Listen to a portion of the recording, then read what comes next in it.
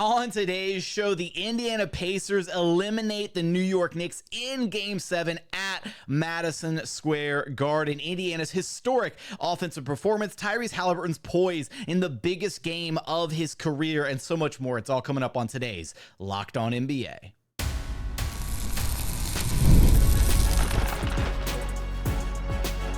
You are Locked On NBA, your daily NBA podcast. Part of the Locked On Podcast Network, your team every day. What's up and welcome to another edition of Locked On NBA, the biggest stories with the local experts. I'm your host, Jackson Gatlin, also host of Locked On Rockets right here on the Locked On Podcast Network, your team every day. Now, today's episode is brought to you by FanDuel.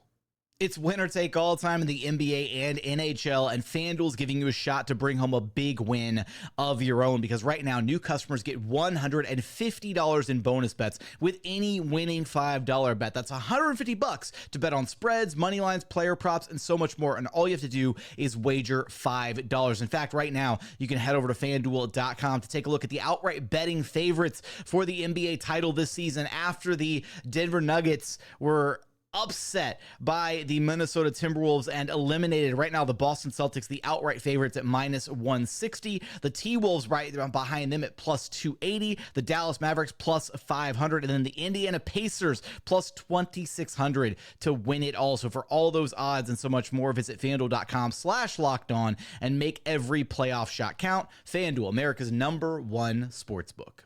Joining us now is the host of Locked On Pacers, Tony East. You can track down wherever you listen to your podcasts or on YouTube. Just search Locked On Pacers. And Tony, the Indiana Pacers closing out the New York Knicks in Game 7, 130-109 to advance to the Eastern Conference Finals. This was a hell of a Game 7. Pacers were in control of this one. Pretty much it felt like the entire way, led by as many as 23, had a huge first quarter right out of the gate, led by 39-27 after one quarter. They led by 15 at halftime, and the Knicks kind of had like a third quarter push where it felt like they kind of got back into it. Then Jalen Brunson goes down with a fractured hand. They tried bringing OG Anunoby back for the first few minutes of this game, and they didn't have them. It was just, again, the Knicks completely decimated, ravaged by injuries. But this was an offensive clinic from the Pacers, man. NBA historic game, shot 67.1% from the floor in this one. Truly unbelievable. The AC is out in my hotel room, and the Pacers were much hotter than it is in this room right now tonight, setting the record for field goal percentage in a playoff game, 130 in a closeout game. Like, before this game, the Pacers were talking about how ugly Game 7s are, how sloppy they tend to be. And the Game 7 that happened right after them was exactly what Game 7s usually look like, right? Like, grinded out, ugly, guys are missing, turnovers, balls flying over the gym. The Pacers are like, nah, we've never done one of these before, but this is easy. We're just going to play a perfect game of basketball. Yeah. How's that? We're just going to score every time down the floor, no matter what. And they were even up 18 by the time Brunson came out, which I'm sure for them felt, like, oh, what? It doesn't matter. We were going to win anyway, because they couldn't do it, nothing wrong. Like, they got every shot they wanted. They had timely shots from their role players. Aaron Nesmith was taking guys off the bounce for mid-rangers in that third quarter when they surged ahead to put it away. Andrew Nembhard, I think, ended every single Knicks run. Like, beyond the stars, everybody made shots. And that's what it would take, a team effort like that. And they got absolutely everybody to step up and contribute. And it's how you pull an upset. It's how you win a Game 7 in the Garden, which they set that record, obviously, but Rick Carlisle called that alone, winning a Game 7 on the road in the Garden, historic on its own. Let's talk a little bit about the poise of one Tyrese Haliburton, right? You brought this up over at Locked On Pacers, and I thought it was really important to highlight. It's just, this has been a season of firsts, of really big games for Haliburton, right? His first trip to the in-season tournament, right? The IST games, biggest games of his career to that point. Then Pacers make it to the first round. It's his first taste of the playoffs. Every game at that point was the biggest game of his career. Then you face an elimination game in Game 6 at home. You win that, you advance to Game 7 on the road, Madison Square Garden, right? The mecca of basketball, to put up 26 points, 6 of 12 from deep in a closeout game like that to advance to the conference finals. Just some superstar stuff from Haliburton. Absolutely, right? Like, you all saw it in the in-season tournament where it was the first big national TV game he's played on as a pro, ready for the task, one of the best players in the tournament, right? And as the season progressed, big regular season games, and in the playoffs, it hasn't always looked like this, right? Game 1, his first ever playoff game of the first round, he stunk, right? He even admitted it. He wasn't good enough.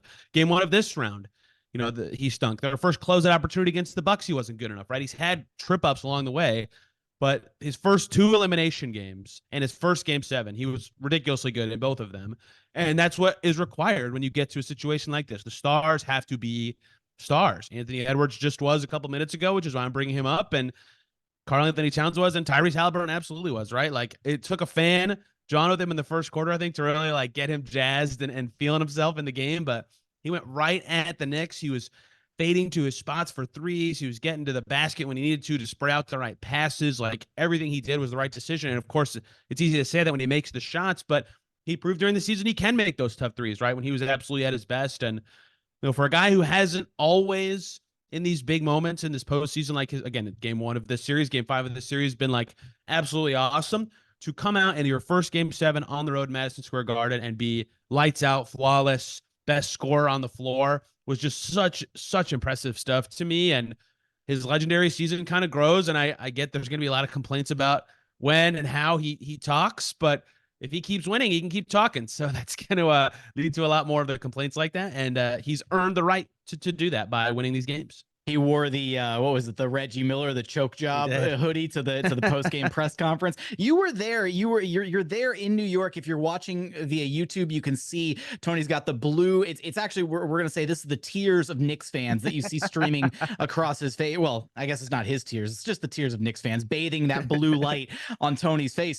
You were there. What was it like in Madison Square Garden as the game kept was getting away from the Knicks? What was the feeling like in the building? Yeah, it was a really fascinating environment, actually. I mean, like to opine a bit unrelated to your question, like my whole life, and you've been to a bunch of basketball arenas, like people say, oh, it's different in the Garden, right? It's different. I just kind of roll my eyes. Like, I've been to 15 arenas. Like, how different can it be? It is. It's a lot different. It's just, it's special. It's cool. Everything is like the coolest version of what happens at a basketball game. And then this was a game 7 in that environment where the Knicks had only lost once in the whole playoffs. And like the way I would describe the Knicks crowd perfectly, like the moments I would, is in the second quarter, the Pacers were up like 15-18 for a long stretch. And the Pacers, every possession were scoring, like you mentioned. And Alec Burks was the only thing going for the Knicks. He just kept scoring. Alec Burks had an and one that cut it from 20-18, and they just lost it. They go nuts. They go crazy, right? Like, no matter how close the game is, these people were so passionate and so into the game, and like great fan base for a team that is so easy to root for. The environment was unbelievable, especially when they were cutting it to 6 early in that third quarter.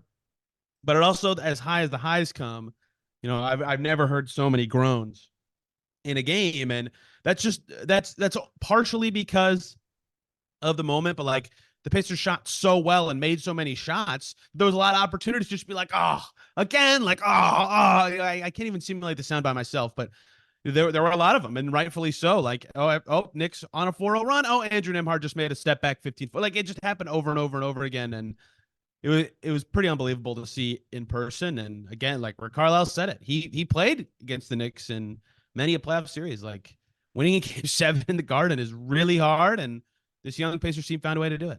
The degree of difficulty on some of the shots that the Pacers were making, like I was sitting here watching at home, and I'm going, oh my God, are you serious? What blew my mind during the game is they were missing layups and then making like insane 12-foot fadeaways. Like, it was the weirdest ones they were missing compared to making. I couldn't believe it. Honestly, shout out to Knicks fans too, who, very classy at the end. Obviously, standing round of applause for Josh Hart when he checked out. They didn't get to do it for Jalen Brunson. Obviously, went back to the locker room dealing with the hand injury, but you could tell that the Knicks fans, there in Madison Square Garden, really have attached themselves to and care and love this team deeply. A team that's really easy to root for, honestly. Really kind of tough draw for the Knicks to have so many injuries piling up here at the end of the season, but Pacers advance. They make it to the Eastern Conference Finals, where they are set to face off against the Boston Celtics, the number 1 and number 2 offenses in the NBA this season. This is going to be a high octane affair. This is the 7th playoff matchup between the Pacers and Celtics in the postseason. Right. All first of the 6 first ones, though, all happened in the first round. So this is the first time that they've met up any later than the first round. Celtics won the regular season matchup 3-2, but Tony, this is very similar to the Milwaukee Bucks series in the first round.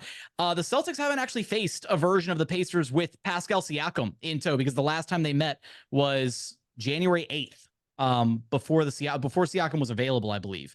How do the Boston Celtics and Pacers kind of match up with each other? And what's your season prediction coming out of the gate? Or sorry, it's prediction. I apologize. It's going to be fascinating because as good as their offenses are, this is by far the best defense the Pacers have faced in the postseason. That's what makes Boston so good, is they're elite on both ends of the floor, right? And so the Pacers currently lead the NBA in offensive rating in the playoffs. That's what's been so impressive about. They don't think it's impressive. They thought they could do it, but like, to hold that level of historic offense into the postseason is ridiculous. Like, even the Celtics are a little worse offensively in the playoffs in the regular season, but Celtics are top 3 in both offense and defense of every playoff team. And so I think it's going to be, they have endless guys to throw at Haliburton and Siakam, right? And size at every position, basically. So they'll have good matchup advantages. Whereas on the other side, like, who's Tyrese Haliburton going to guard, right? That's already a hard question. The series hasn't even started. And when Porzingis comes back, that question becomes even harder because you can't hide him, and every matchup is tricky. At least no Porzingis to start the series, though, which is something in favor of the Pacers, at least a little bit. Yeah, that is beneficial for them. Although, man, I saw Al Horford in Game 5, and I'm not sure anyone wants to play against him either. You look there you go. So this is definitely the toughest test for the Pacers, and I think the Celtics will be the favorites. I think everyone's going to pick them, and I probably will too myself. But the Pacers are one of, I think, 4 teams that beat the Celtics twice this season. Denver, Milwaukee, Atlanta are the other 3, and the Atlanta ones were like jokey March games that didn't matter.